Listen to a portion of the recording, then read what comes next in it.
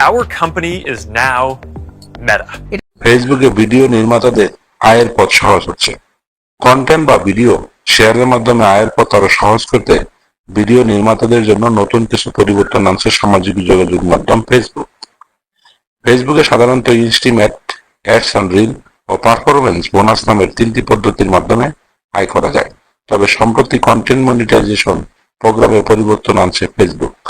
নতুন মনিটাইজেশন মডেলে ইনস্টিমেট, রিলস এবং পারফরমেন্স বোনাসকে একটি সিঙ্গেল প্ল্যাটফর্মে একত্রিত করা হচ্ছে, যা কন্টেন্ট ক্রিয়েটরদের জন্য আয়ের পথ আরো সহজ ও সুবিধাজনক করে তুলবে। নতুন মনিটাইজেশন প্রক্রিয়া চালু হলে ভিডিও নির্মাতাদের আবেদন করে অনবোর্ডিং প্রক্রিয়া যুক্ত হতে হবে। এরপর ইনস্টিমেট, অ্যাডস অন রিলস ও পারফরমেন্স বোনাস এই তিনটি পদ্ধতিতে আয় করা যাবে, ফলে বারবার আবেদন করতে হবে না। 2025 সালে সবার জন্য নতুন এই মনিটাইজেশন মডেলটি উন্মুক্ত করা হবে।